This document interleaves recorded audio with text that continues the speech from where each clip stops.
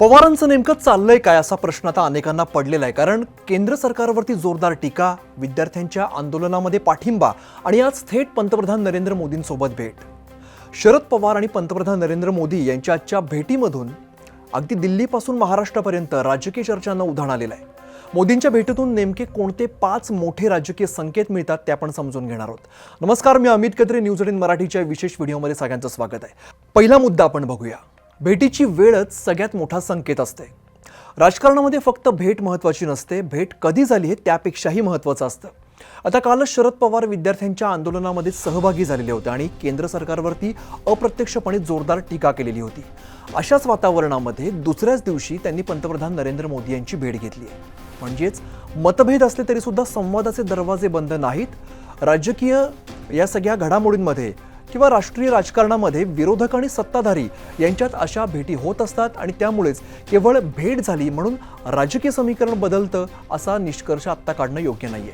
दुसरा मुद्दा आपण महत्त्वाचा बघूया, तो म्हणजे एनडीए मध्ये जाण्याचा चर्चा ज्या आहेत त्याचा पुन्हा आता हवा मिळेल। गेल्या काही आठवड्यांपासून शरद पवारांच्या पक्षाबाबत अनेक राजकीय चर्चा सुरू आहेत। काही आमदार सत्तेत जाण्याच्या बाजूने असल्याच्या बातम्या समोर आलेल्या होत्या आणि त्याआधी एकनाथ शिंदे आणि देवेंद्र फडणवीस यांच्यासोबत झालेल्या भेटींमुळे चर्चांना मोठं उधाण आलेलं होतं। आता थेट मोदींसोबत भेट झाल्यामुळे पवार एनडीएकडे जात आहेत का हा प्रश्न आता पुन्हा एकदा चर्चेत आलाय। मात्र आजपर्यंत ना भाजपाने ना शरद पवारांनी असा कोणताही राजकीय निर्णय किंवा तसा संकेत जाहीर केलेला नाहीये, त्यामुळे ही केवळ चर्चा आहे असं बोललं जात आहे। तिसरा मुद्दा जो आहे चर्चेचा तो असा की सुप्रिया सुळे सुद्धा भेटीमध्ये उपस्थित होत्या। या भेटीमागचं आणखीन एक मोठं वैशिष्ट्य लक्षात घ्या, शरद पवार हे एकटे नव्हते, त्यांच्यासोबत खासदार सुप्रिया सुळे देखील उपस्थित होत्या।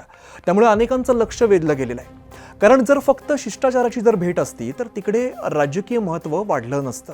त्यामध्ये या सगळ्या भेटीमध्ये भविष्यातील संवाद, संसदीय सहकार्य किंवा महाराष्ट्राशी संबंधित काही विषयांवरती चर्चा झाली असण्याची शक्यता सुद्धा व्यक्त केली जाते।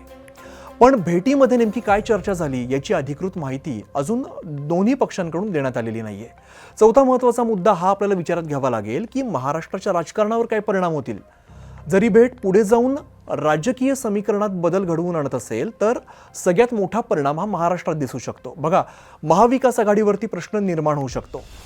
एनसीपी शरद पवार गट यांची पुढची जी रणनीती आहे ती बदलू शकते का हा मोठा प्रश्न आहे। तर दुसरीकडे भाजपासाठी सुद्धा महाराष्ट्रात नवीन राजकीय पर्याय तयार होऊ शकतो का हा मुद्दा पुन्हा एकदा समोर येतो। पण आजच्या सगळ्या या भेटीमध्ये ह्या सगळ्या केवळ शक्यता आहेत असं बोललं जात आहे। तर आजच्या भेटीमधून काही गोष्टी आपल्याला स्पष्ट होताना दिसतात। पहिली महत्त्वाची गोष्ट आपण बघितली पाहिजे की पंतप्रधान मोदी आणि शरद पवार यांची मैत्री काही नवीन नाहीये, जुनी मैत्री आहे। तर पंतप्रधान मोदी आणि पवार यांचा वैयक्तिक आणि राजकीय संवाद हा अजून सुद्धा सुरू आहे। दुसरी महत्त्वाची गोष्ट आज यातून स्पष्ट होते की महाराष्ट्रातील राजकीय चर्चांना यामुळे पुन्हा एकदा येत्या काळामध्ये उधाण येणार आहे। तर राजकारणामध्ये अनेकदा भेटींपेक्षा त्या भेटीनंतरची पुढची पावलं जी असतात ती अधिक महत्त्वाची असतात। आता हे पाहणं महत्त्वाचं असणार आहे की ही भेट फक्त शिष्टाचारापुरती मर्यादित राहते की महाराष्ट्राच्या राजकारणात एका नव्या अध्यायाची सुरुवात ठरते। तुम्हाला काय वाटतं, ही भेट फक्त औपचारिक भेट होती का की आणखीन काही? तुमची मतं कमेंट बॉक्समध्ये नक्की सांगा आणि पाहत राहा न्यूज 18 मराठी।